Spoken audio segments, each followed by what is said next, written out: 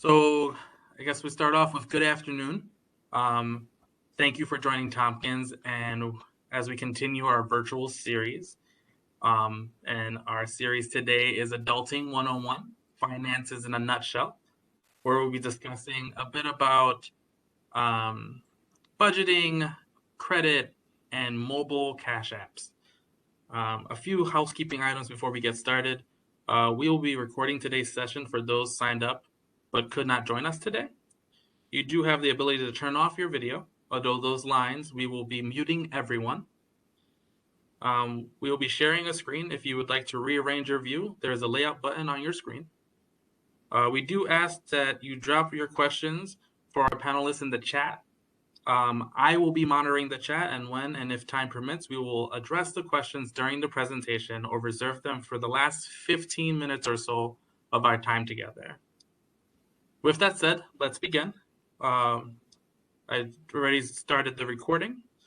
So once again, thank you for joining us, Tompkins, as we continue our virtual community event series aimed at providing our community with education opportunities to help residents and business thrive and grow on their financial journey. The community event series stems from a company-wide focus on promoting diversity, inclusion, access, and equality with our communities in which we operate.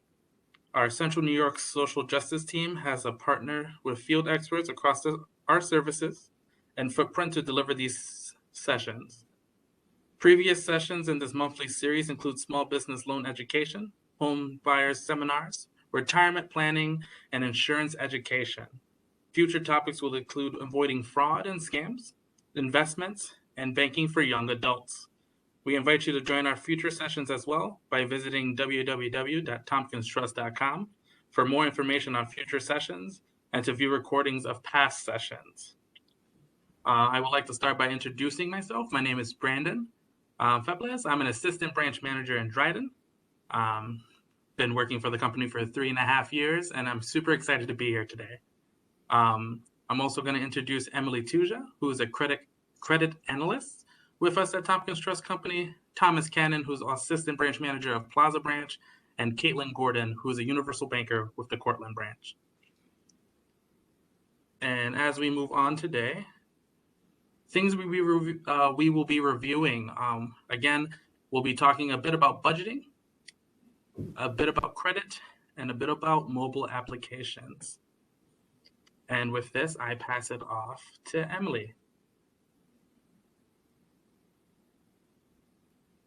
Hi, I'm Emily Thuja.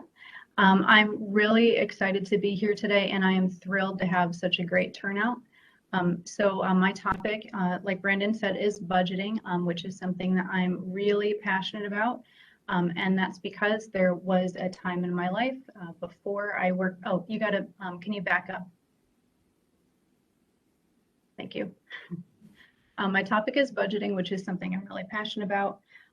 So there was a time in my life before I worked at Tompkins Trust when I was really broke. I was making $8.50 an hour, and I was buried in student loans. And good money management got me through it. I did not pile up a lot of credit card debt. I paid all my bills on time. And when I finally did get a good job, I was really good at saving money, and one by one, I checked off those important financial milestones. So I am a big fan of budgeting, and I'm excited to pass that knowledge along. Okay, so what is budgeting? A budget is a spending plan based on income and expenses. It's an estimate of how much money you'll make and spend over a certain period of time, like a month or a year. At the most basic level, budgeting is making sure that you don't spend more than you make, because you know how much you make and you know how to spend within that limit. You can see at the top here, there are two pieces, the income side and the expenses side. And you always want to be thinking about both of them. Because if you only focus on one side, you're going to get into trouble. So for example, if you are making $1,000 a month, yes, absolutely. You do want to watch the expenses side really carefully, because if you don't, that is going to cause trouble fast. But what's going to help this budget more? Finding a way to save an extra $50 a month, or getting a job that pays $1,500 or $2,000 a month instead. Okay, you got to work on that income side. And then looking at the on the other side of the equation, there are too many people out there who are too focused on their income, and they say, hey, I'm making the big bucks, I can get that nice apartment, I can drive a BMW, I'm going to go out to eat every night. I have news for you. You can be making $100,000 a year or more, and you can still go broke. You still need to be watching the expenses side too. So right here, I'd like to hear a little bit from all of you and make sure that the chat box works. So can I just poll the audience? The chat box is down on the bottom right of the screen. So I'm going to ask, what do you think are the benefits to you of budgeting? So, you know, you take this Adulting 101 webinar, you get an A in budgeting.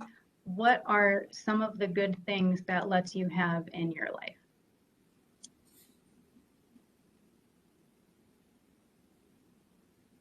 And if you're not sure you have an answer, you can put in a smiley or whatever is your favorite emoji. We did get a couple, Emily. We have some saying saving for a car, food and clothing, a lot of food and clothing, and saving for a car. Which are all great things to have. Let me see. So those are good answers. And here are some of the answers that I put together before the presentation. And that's going to be like, you know, down, down, down until you get to peace of mind.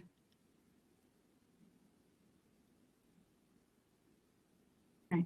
So if you look at this list, plus the answers that we've gotten from the audience, what it really boils down to is if you can manage your money well, that will help you live a happier, calmer life. And I want all of everybody to live that happier life. So how do we do that?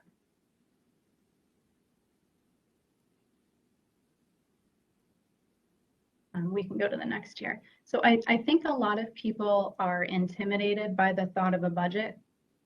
But honestly, it's not the budget itself that's hard. It's that getting yourself to do it that's hard, which is, by the way, true of a lot of adulting. It's a lot about getting yourself to actually do the thing that you need to do. So I'm going to tell you how to do basically like an easy practice round of budgeting. And for the first month, you don't even have to try to save money. Okay, so hopefully that sounds like not too terrible. Typically budgeting is done month by month. I thought it worked really nicely that this webinar is close to the end of September.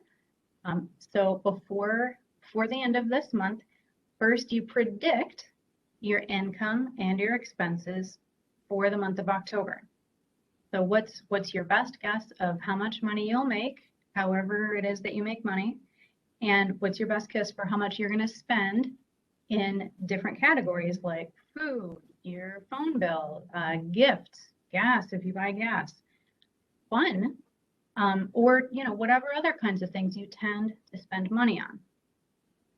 In October, all you're going to be doing, no, stay on the same slide, sorry. In October, all you're going to be doing is keeping track of your income and expenses, but in September, you're also going to prepare by figuring out how or where you're going to be doing that tracking. There are a zillion apps out there that will let you track your money from your phone.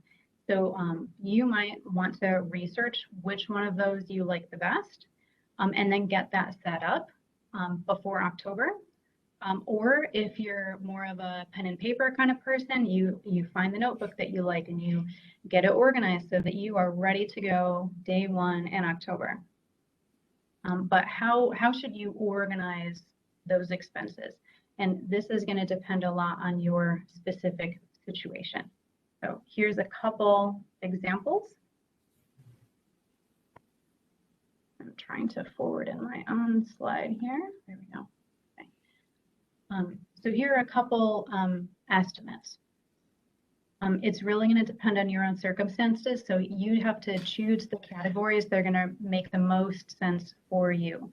So if you look at estimate 1, this is for someone who is living independently from their family. They're driving their own car to a full-time job. So there are lines for apartment rent, car expenses, adulting 101 things like health insurance. And then estimate 2 is for someone who's still living at home and they don't own a car. And you can see that those expenses are really different. And your own situation could still be really different. Sorry, that was just a pause to let people look at what's actually on those. So your own situation could be really different from those, like if you're taking college classes, or you're living with your child, or you don't even have a job yet. But in general, when you're making your predictions, you're thinking about what are your most common expenses, and then you set up your categories in your prediction accordingly. If you look at the bottom, I do recommend always including about $100 for miscellaneous expenses, because you can't realistically make a category for every single thing that you're going to spend money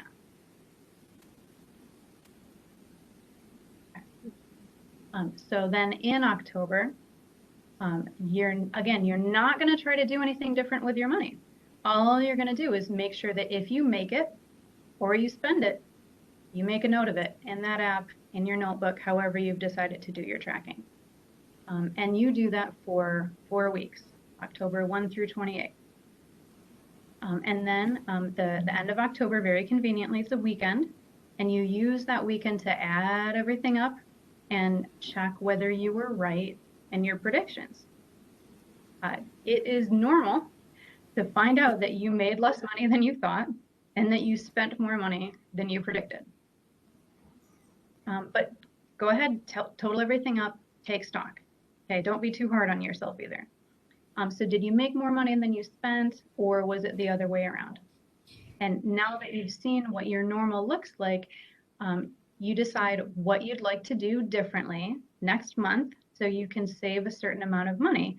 And then you plan how you're going to do that. So for example, looking back at October, you might realize you're spending more from your phone than you realized, like you're spending it in apps, or you're buying music or whatever. And so maybe you predicted it was only going to be $20, but it was really more like $50.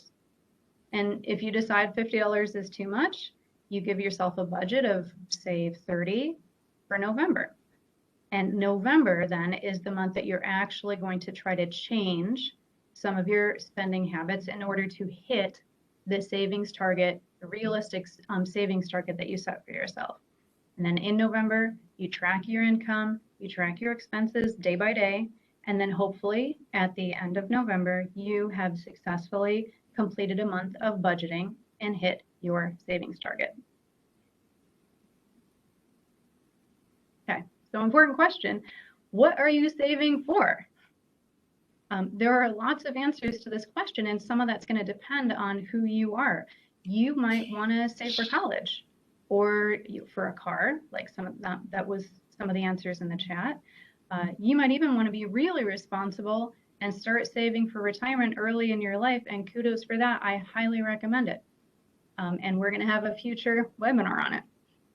But there is something else, even before any of those important things, that you need to save for. And I'm going to give everybody a second to think about what that might be, and then we can do like a drum roll and the big reveal. What's the first thing you need to save for?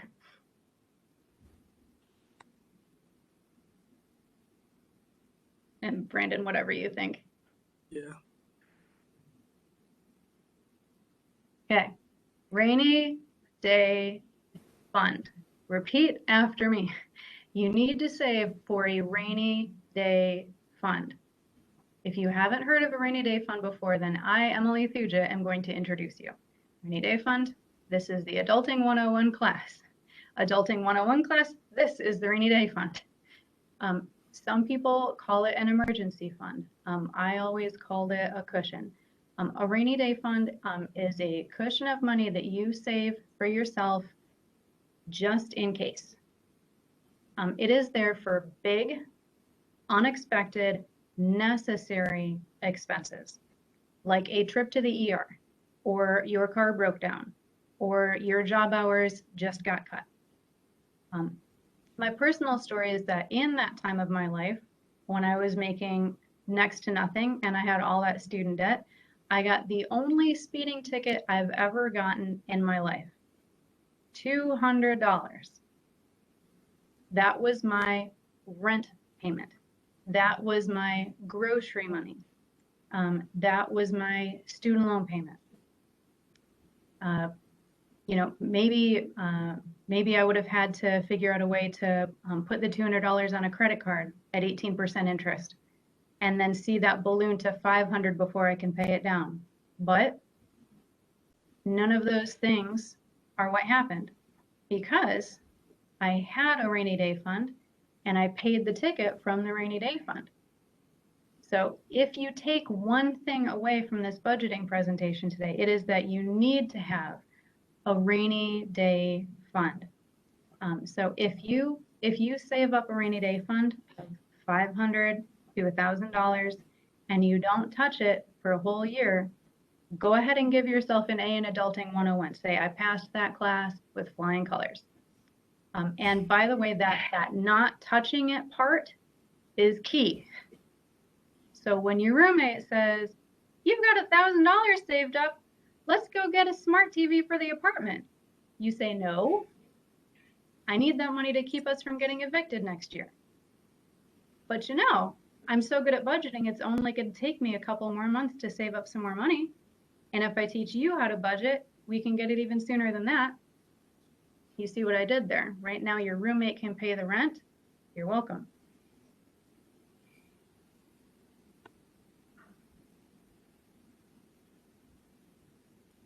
So next, how to save money on anything. I hope I have you sold on budgeting and saving up a rainy day fund. Here at the end, I wanted to talk broadly about strategies you can use to manage your expenses side. So you can share it, buy used, plan ahead, and do it yourself. For just about any expense in your life that you can think of, you can use one or more of these principles to save money, sometimes a lot of money. Another bonus is that if living in environmentally friendly ways is important to you, these are also really good ways to lessen your footprint on the planet.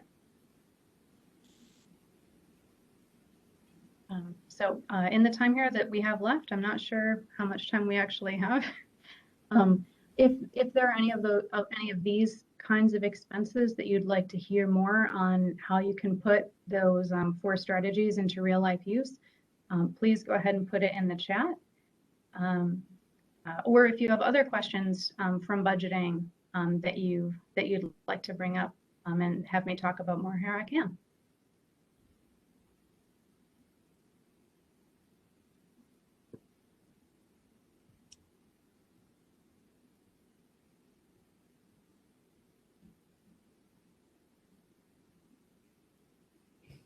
So it looks like, Emily, we might not have any questions at this time. I do remember a lot of people talking about saving for a car and food and clothing. And I think we have enough time to go into one of those. So I guess it is your choice. Do you want to do food or clothing? I can do the clothing one really fast. Buy your clothes used, you will save a bundle of money. On food, where is it here? Flip back to the previous slide just so we have it for reference. So the strategy to use if you want to save money on your food budget, that bottom one, do it yourself. If you make your meals at home, that is pretty much always going to be less expensive than going and eating out. Plus, you'll turn into a very good cook. It tends to be much healthier because you know exactly how much butter you put into that recipe when you make it at home, unlike when you go out to eat. You can also plan ahead, make a grocery list before you go to the store, so you save money on not buying impulse buys. Some people say to use a grocery delivery service because that will guarantee that nothing not on the list gets purchased. But then you have to be willing to pay for the service. So that's a decision for the individual shopper. And you can also, to some extent, share it. Like if you're living with a roommate, you can share common things. The most obvious one is spices, because it takes an individual person forever to empty, like, a bottle of cayenne. But unless you're like a really big spicy food eater.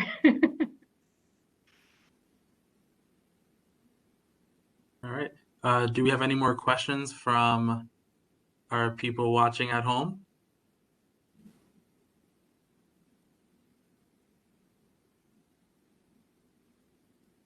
I'll give you guys a minute to think about it.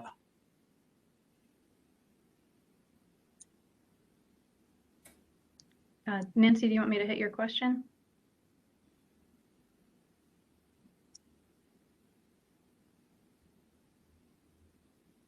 So we do have a question. So my question is, how do we know what are my expenses? I don't keep track. Should I keep the paper receipts I spent every day? That's too difficult to know. So something like that, when you're doing the planning stage of setting the budget up. So if you're doing that, like prepare at the end of September, getting ready for October, you can use an app that's on your phone, and most people have their phone on them at all times. And the apps are set up so that whenever you make a purchase, with a couple clicks, you input like, okay, I paid, $2 to get onto the bus, or I paid, $5 for a donut and some coffee, or whatever your purchases are over the course of the day. But I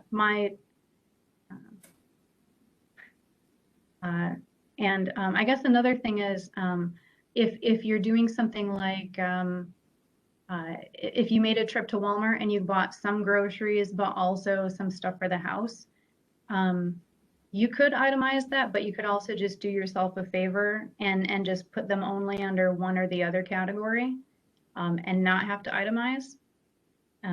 That's something that I've learned from doing it, is sometimes it's not worth the work of trying to remember what you bought that one time when you went to Target. And then a quick follow-up question. They're wondering which app is best to do that with, if we know. I don't use them, so I'm not able to say. I did. I probably wouldn't say this in the actual presentation, but I took like 20 minutes and started like looking them up on my phone, and I realized I was going to be going down a rabbit hole fast, like comparing and contrasting. So what I would probably recommend in selecting one is select the simplest app that you can find, like what's going to be like the easiest and most user-friendly to use without a lot of bells and whistles. And then later on, if you decide you want to upgrade, then you upgrade. Thanks, Emily. I would definitely also recommend, before you put anything like on your phone or with your personal information, that you should do your research before Exactly. you get the app and sign up for it. Do your research. That's probably the best advice we can give you. And with that, I think we're going to go into our next part of the presentation, which is credit. So Caitlin, it is your turn. Okay, so what is credit? Make you guys think a little bit. I know credit can kind of be a generalization. A lot of things will pop into your head. So what exactly is it? Credit is known as a FICO score and is an indication of how likely you are to repay your debts in a timely manner.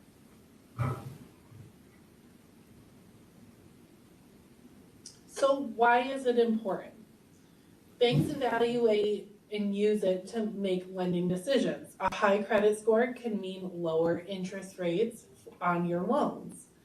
It may also affect the decisions of your future landlords, insurance companies, and prospective employers. Credit is part of your financial power. It helps you get to those things that you need now, like a loan for a car. If unforeseen expenses arise or you need something you can't afford, being able to borrow it could be a lifesaver. So like Emily had mentioned, a rainy day fund, if that rainy day fund was just below what you needed, this could actually get you up and over what you do need to help you pay for that expense. There are two main, go ahead, sorry. There are two main types of credit, which are revolving credit and installment credit.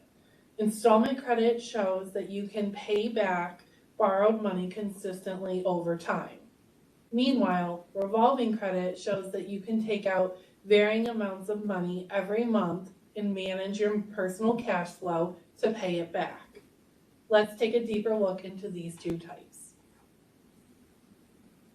Revolving credit gives you the access to a set amount of money or a credit limit. As you pay the outstanding balance, the credit limit becomes available again. A great example of revolving credit is a credit card. The benefit of revolving credit is if money is tight, you can make a minimum payment instead of paying the full balance. The downside is if you only pay the minimum payment, you'll be charged interest on the balance that is carried over month to month. Because of this, you will want to try your best to pay the balance in full each month and don't overspend.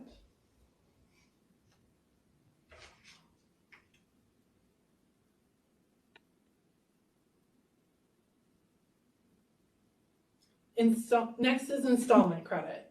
This is a loan for a specific amount of money you agreed to pay plus interest. You have a set amount of an equal monthly payment that is due until the loan is paid in full. Examples of this are an auto loan or a mortgage. These also have their pluses and minuses. The big plus is you always know how much you'll be paying each month, which makes it easier to budget and plan. The big minus is these types of loans aren't as flexible as the revolving credit. If money is tight one month, you can't make your minimum payment on your mortgage or car loan. You do have to make the full loan payment.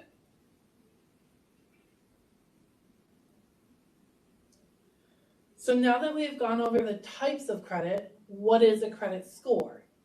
They range between 300 and 850. They are calculated by using information on your credit report.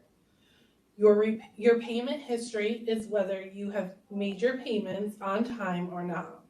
Making on-time payments on your credit accounts can help your score, but missing payments, having an account sent to collections, or filing bankruptcy could hurt your scores.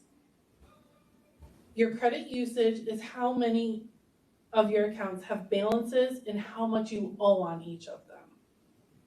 Your length of credit is the average age of all of your credit accounts and how long you've had them. Your recent activity considers whether you've recently applied for open the new accounts. And the type of accounts you have are considered to see whether you're managing both installment and revolving accounts. Showing that you can manage both types of accounts responsibly generally helps your score.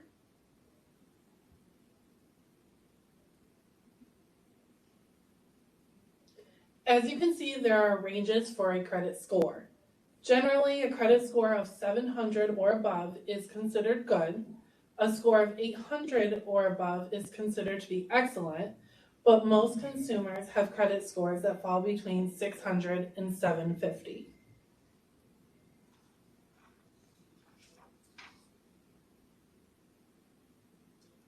So who reports your credit score? The most common reporting agencies are TransUnion, Equifax, and Experian. Because of their reporting methods, it is common to have different credit scores across these three bureaus. Suppose you apply for a loan. That lender performs a credit check, requesting that a report on you be run from at least one of these three credit bureaus. However, it does not have to use all three. All credit inquiries are noted on your credit report, but they only show up for the bureaus whose reports are pulled. For example, if a credit inquiry is sent to only Experian, Equifax, and TransUnion do not know about it. You can check your credit report free once a year at annualcreditreport.com.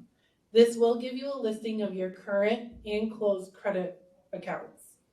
You can look through to make sure someone hasn't opened up a credit line in your name and to make sure your payment history is correct with your credit accounts.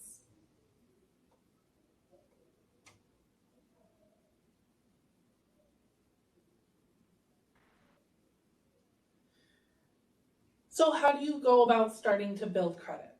If you're around 18, you probably don't have any credit. A low credit score or no credit score at a young age is perfectly normal. It is the perfect time to start building your credit. So let's go on to the next slide and see how to do that. There are multiple ways to build your credit. Secured credit cards require you to provide a cash security deposit, usually equal to your credit line. The issuer holds the deposit in case you don't pay your bill, but you get the deposit back when you upgrade to a regular unsecured card or close the account in good standing. Similar to secured credit cards are credit builder loans. These loans hold the amount borrowed in a bank account while you make the payments. Typically, you cannot access the money until you have fully repaid the loan. You can become a joint owner on a credit card. An authorized user is an additional cardholder on someone else's credit card account. You will have a credit card in your name that is linked to the primary cardholder's account. Late or missed payments will be added to both parties' credit reports, so it is important that the cardholder and the authorized users agree on the terms. And last but not least, you can pay your existing loans on time.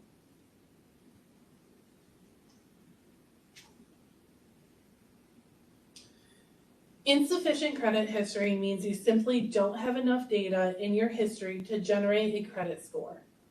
This probably is where a lot of you are right now. So how do you get that loan with little to no credit? Most lenders look for at least 3 credit lines. If you don't have them, you will be asked for alternative forms of credit. With the alternative forms of credit, you will need to provide 12 months of payment history. If you rent, you can provide canceled checks and a letter from your landlord. Any utility bills can be used, such as your gas, water, cable, or cell phone bill. You can use your auto insurance or medical bills if you have any, and you can submit statements showing they were paid as agreed.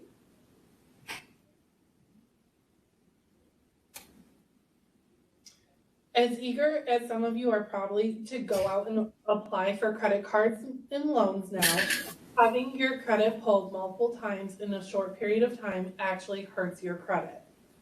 There are many long-term effects if you make a credit mistake. The decisions you make now can impact your credit score for years. As an example, if you don't pay your student loans, you won't be able to get that mortgage in 5 years.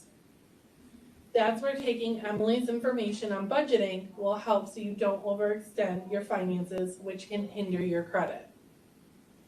Finally, as you'll learn in our next topic, do not share personal information. There are so many hackers and scams, and unfortunately, even the smartest person can get wrapped up into one. At this time, I'll be more than happy to answer any questions you might have or go into details about anything you have questions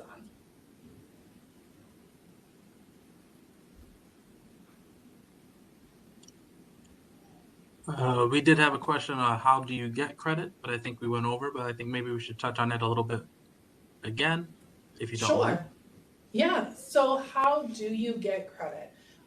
That's where the credit building, secured credit cards, becoming an authorized user on let's say your parents' credit card if they feel comfortable with that.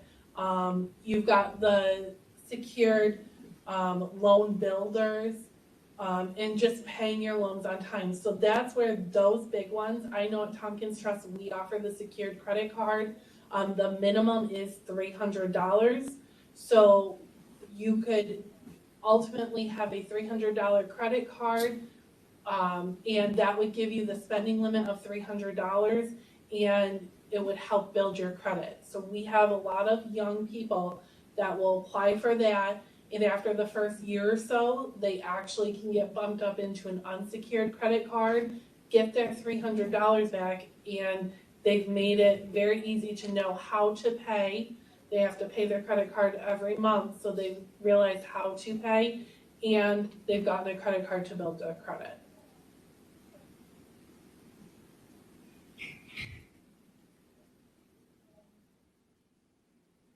We have another one in that says, what does balance mean and what does secure mean on a credit card? Sure. So balance is the amount of money you owe that you have spent. So if you have spent $100 in that statement month, that is your balance. That is what you owe. Now, again, credit cards are revolving credit, so you will get a minimum payment, which might only be $20, but remember that extra $80 would go on to the future months and incur interest. What was the other word? I'm sorry. What does secured mean on a credit card? Yep. So secured credit cards mean that it is locked in. You have given us $300. The credit card company has that. So if you don't pay that credit card, they can use that $300 to pay it. So it's secured by those funds. An unsecured credit card is your average credit card that you apply for from Visa or MasterCard. We have another one that has just come in. Let me scroll up. What is a canceled check? I don't even know what a check is.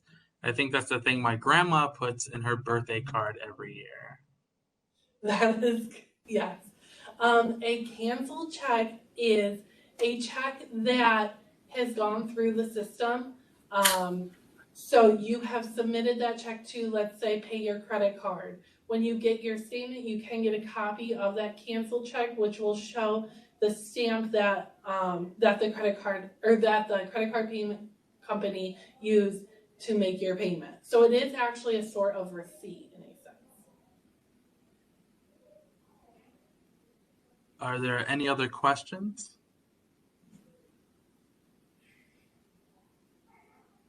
Okay, and with that, I think we're going to move on to the next one. Thank you, Caitlin.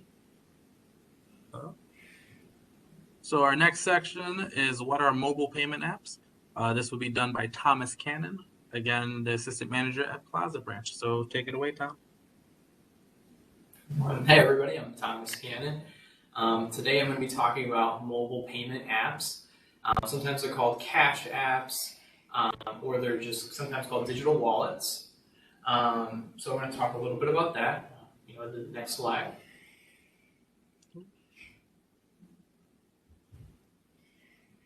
All right, so mobile payment apps are things such as Venmo, Zelle, cash apps. They're digital wallets that facilitate electronic peer-to-peer transfers and payments. So there's quite a variety of them out there. Some of them work primarily just as payment options for like when you go to a store, something like Google Pay or Apple Pay that are right on your phone. You can tap it. It's hooked up to either your debit card or bank account directly. And then some of them are more focused on sending funds to friends and family, such as like Venmo or Cash App. So these, we call them a third-party app, generally work alongside your traditional bank account to make sending money to your friends and family fast and convenient. And as the digital age continues and technology growing, I anticipate more of these types of things to come out as the convenience factor of sending money just increases. One of the things I was thinking about is that the first iPhone, and that kind of brought on the whole smartphone era. only happened 14 years ago. It really wasn't super long ago. Maybe that sounds like a long time for some of you, but it wasn't that too long ago, and the technology just keeps getting better and better.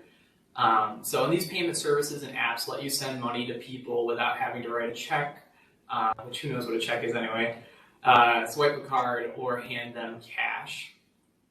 So they're great, they're convenient. Let's say on the weekend you're going to Purity Ice Cream with a group of friends. Oh man, I forgot my wallet. Okay, we can just split it. I'll send you $10 on Venmo or Cash App.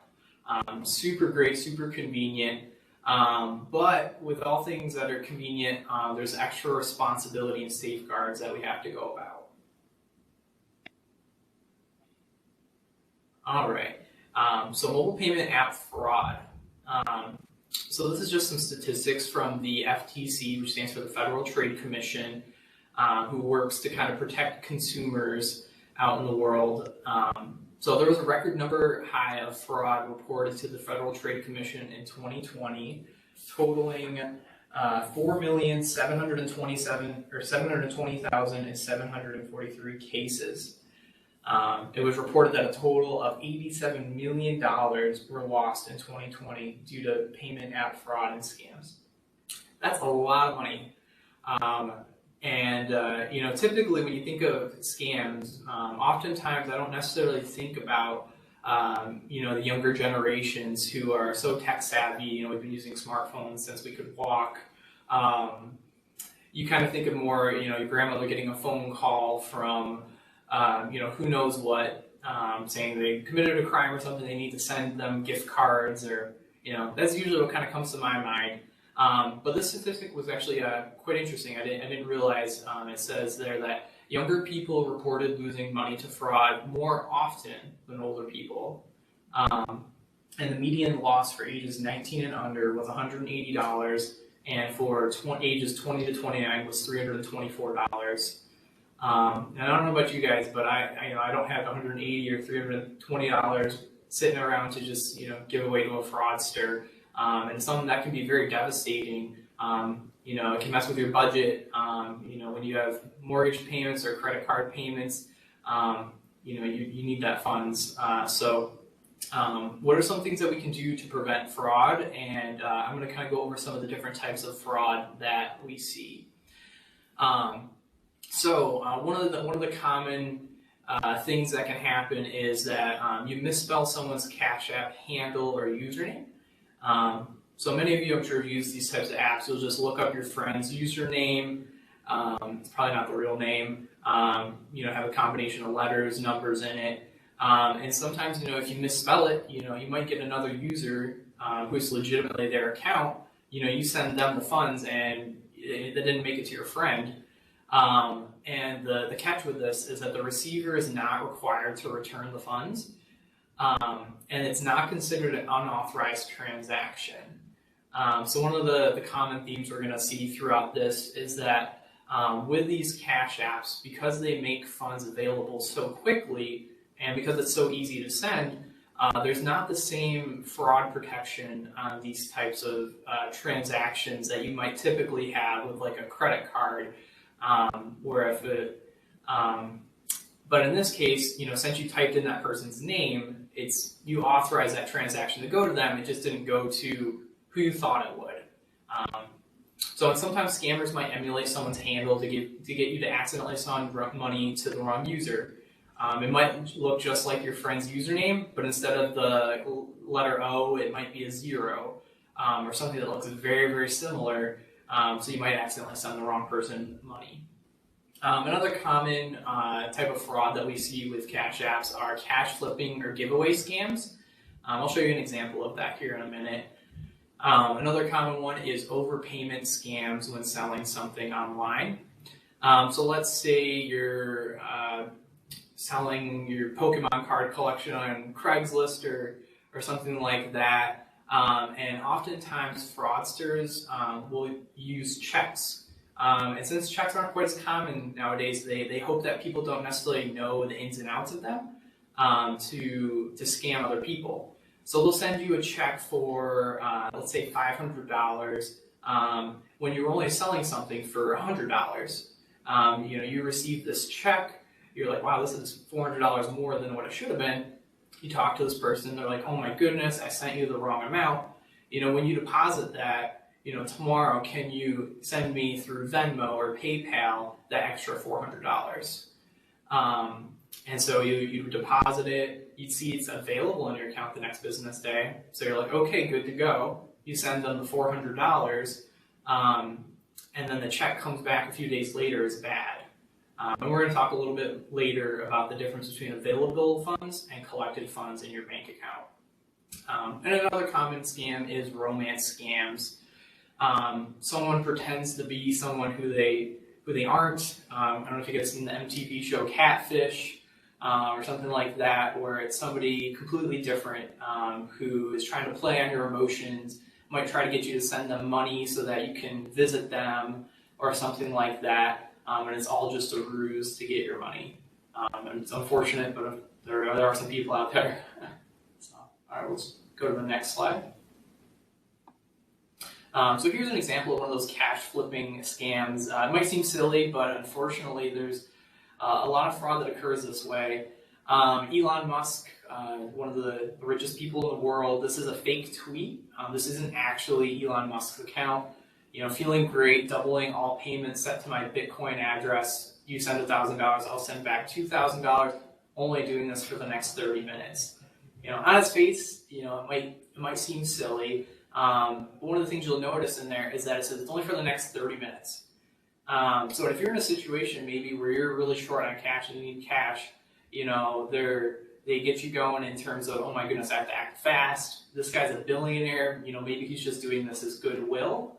But when you send money to that address or whatever it is, unfortunately you're not going to get any funds back. And this happened this summer recently, just to give you an example of that. All right, now some tips to prevent fraud, because there is a good way to use these cash app and mobile payment apps without necessarily a risk for fraud. So only send money through mobile payment apps to friends and family that you trust. And a lot of these apps will have this tagline on their website or whatnot.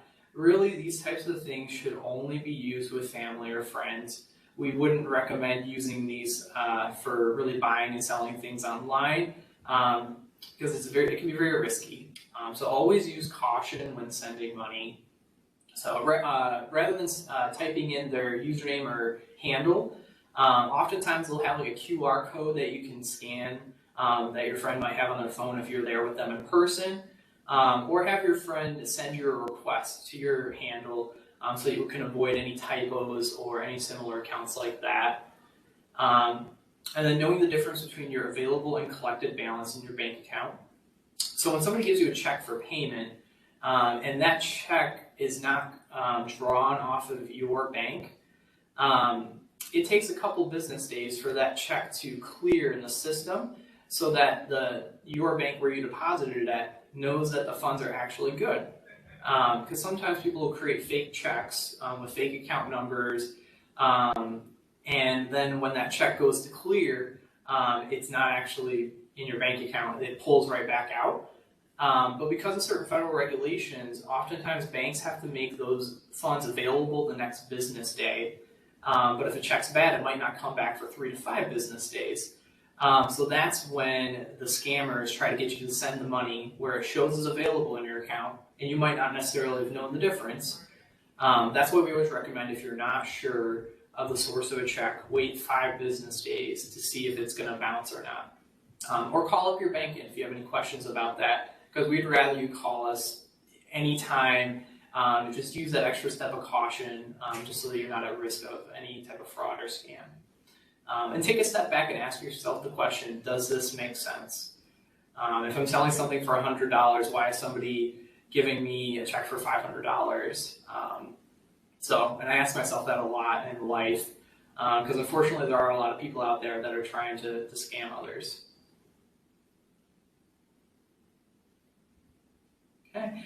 Some other tips that we have are to set up extra security on your payment apps, such as setting up a fingerprint having a PIN requirement, or setting up two-factor authentication in order to send funds. It's great that all these things can just be on your phone, but if somebody has your phone and has it unlocked, you don't want them to be able to just send themselves money through your payment apps. You don't want them to drain your account or anything like that. So another tip that we have is to research your mobile payment app's fraud protection and dispute process. Understand how quickly the funds could be made available to the receiver, because oftentimes it can be made available the same day. In that case, the scammer is waiting on the other side to transfer the money out. And a lot of times there is no type of fraud protection. It can vary a lot between the different apps and services. So I would really recommend researching and understanding how that works before you download a particular app and use it. And then another thing is, for larger purchases, consider using a different payment method, such as a credit or debit card, that may have better buyer's protection. Oftentimes when you're buying something with a debit or credit card, if it's an unauthorized transaction, there's a dispute process so that you can get your funds back. And a lot of times they have specific teams set up just for this. And you don't have to risk necessarily the money coming straight out of your account. Because a lot of times with these mobile payment apps, your bank can't necessarily dispute them, and especially if they're authorized transactions.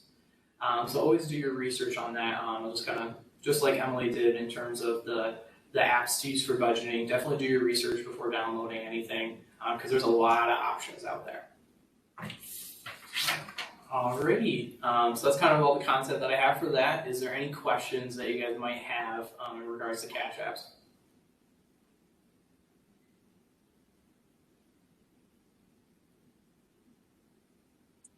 We did have someone saying that the fake tweet also had incorrect spelling. Good eyes on that person. Absolutely. And if trust your instincts. If something feels off, a lot of times your gut and your instincts are right. So always, take a step back, ask yourself the question: does this make sense? And if you're not sure, get a second opinion. Talk to a parent or a trusted person. Call up the bank.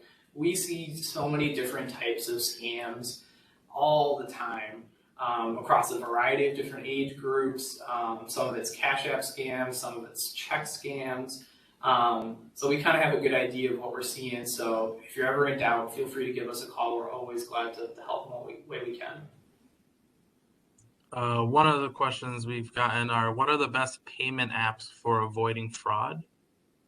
Which ones don't make my money available right away?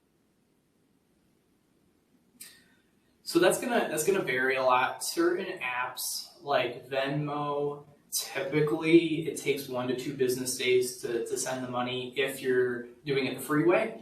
A lot of times how they make money is by charging maybe a $2 fee to send it, and so that it's available instantly to the person. But other times, I know like Cash App, I'm pretty sure the funds are available immediately, and there's not like any fraud protection on it. But Cash App is one of the more convenient ones.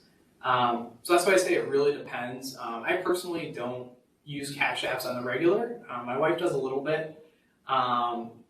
But I typically, if I have to send funds like that electronically, oftentimes I use the internet banking through Tompkins. We have a pay a person function, which is a little bit safer.